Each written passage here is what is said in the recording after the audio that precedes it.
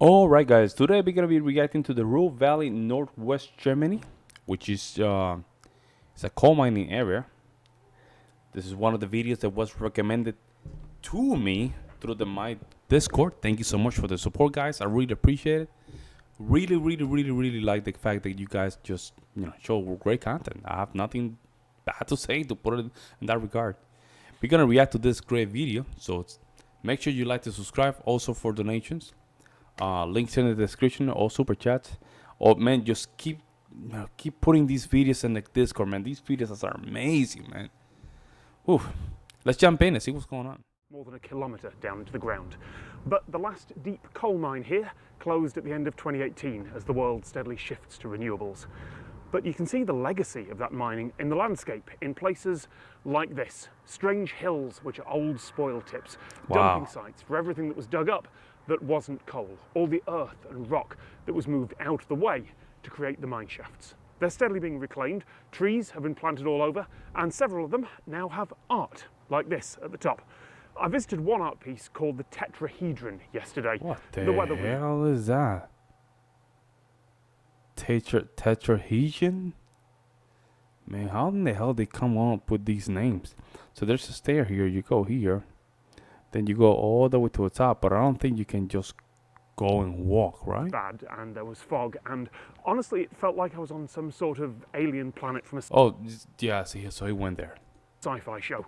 The hill I'm standing on has an amphitheatre as well, although it's a little run down now. It is very difficult to get across the sheer scale of these on camera, the incredible... Wow. Look at how big they are. Wow. Oh, they have windmills. Volume of earth and rock that was moved over decades. Don't get me wrong, the Ruhr Valley is still industrial. There are still open cast coal mines and factories producing all sorts of things, but it does seem like there's more and more talk about the legacy of industry here than actual industry itself. One old coal mine is now a museum and World Heritage Site. Oh wow, look at that. There's another strange legacy of the old coal mines here though. If you take that much material out from under the surface and put it on top, the mass of it starts changing the landscape in a very different way. Parts of this valley sank unevenly as far as 20 meters down in places. And that altered the way that rainwater drains, in that it started to drain towards where people live. So yesterday, I got to visit one of the pumping stations that puts the water. And that's, that's it. If you're mining in a place where you're... So yeah, here in the United States, we have some places where we are mining, and we're affecting the rivers, right? So that's an argument for that. So if they're, if you're mining, make sure it doesn't really affect the people already living with you. That's what it is. That's my opinion. Back where it's supposed to be. The problem is that we have coal mining in this area since 1850, and because of this the landscape has sunk down, and so we had to pump the whole river Boye up 18 meters to the river Emscher. And the river Emscher is flowing to the Rhine. In my operational areas we have about 60 pump stations, from a very small station with a few hundred liters to this station with 40,000 liters per second. 83 square kilometers is our operational area. This one station. From my operational area, nearly 60% would be flooded if the whole pump stations wouldn't work. If you have dry conditions, it would be 4 to 5 days. In heavy rain conditions, only 5 hours. The water will get out. Just to be clear, those pumps are moving a whole river, a small river, but a whole... Talk about engineering, man. Yes, Germans really, they know how to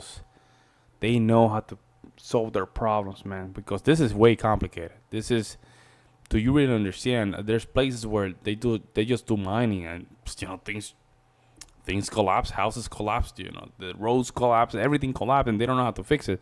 But here you have the Germans figuring out, we have a problem, let's just fix it. We need the coal, we need some mining, but we need to just fix things around. And there you go. Whole river, 18 meters up and through massive underground pipes, so the water can then join a bigger river that does eventually flow to the sea. There are around 180 pumping stations, large and small, across this valley. That one station is the largest. After a heavy storm, it will move up to 40,000 litres of water every second. If you look at articles about this, they'll sometimes mention groundwater and aquifers, but the engineers here told me that is wrong. It is probably a mistranslation. These are storm drains to deal with rainwater.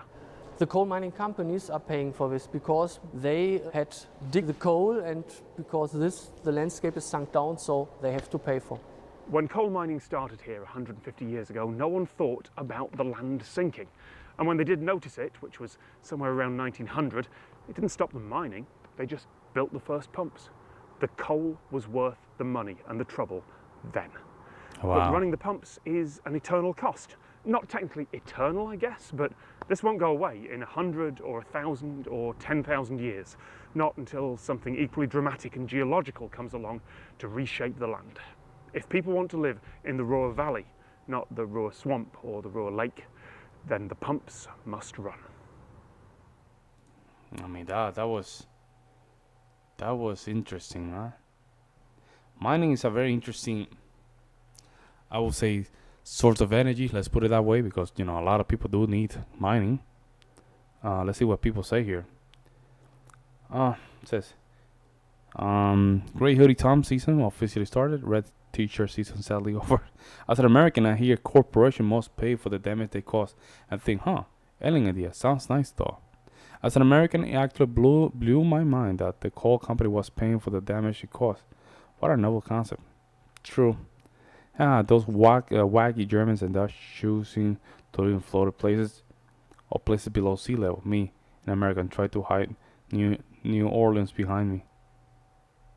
The coal mining company had to pay for this cost. The cost damage. A revolutionary thought in some other countries. Good point. A massive pump to prevent a part of Germany from flooding. Me, a Dutchman. You haven't seen nothing. What, really? What do you mean? The YouTube algorithm has a sixth sense of humor. Okay, now we get into the weirdness. Well, in some retrospect, right?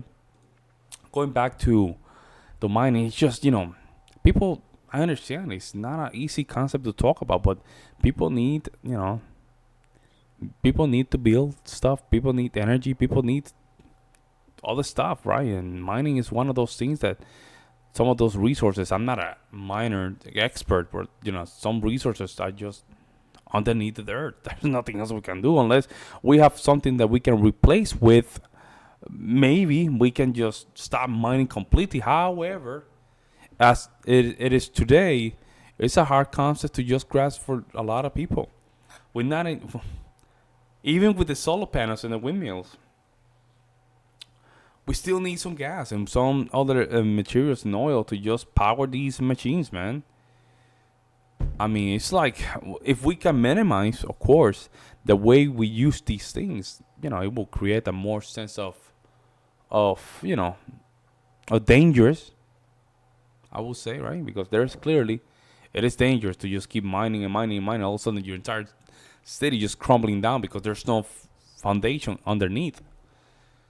However, putting on the side, like, I know as a society, we're going to get to a point where a lot of these things are going to be not fixed, I would say, but diminished in some sort of, more than a plateau, right? Because right now, it feels like we're in a plateau, right? We're still using some of these old way of just doing business, or all these ways of basically just dealing with the earth. And I think that renewable energy is a very good way to just move forward when it comes to this. However, as all the things, it's not, Russia invading Ukraine showed us that, it can be a pain, because if you still rely on gas to other things, of course that energy has no function in it. It has no currency. I don't know, but I'm not an energy expert. You guys, can just watch some YouTube channel regarding that. And I might have to just clearly educate myself a little bit more on that subject. But in the meantime, guys, I don't know. Let me know what you guys think in the comment section below. Do you guys still support this type of mining? Do you guys, you guys don't want any kind of mining in Germany? That'll be interesting to know. Or you guys are in favor. Either or, I will see you next one.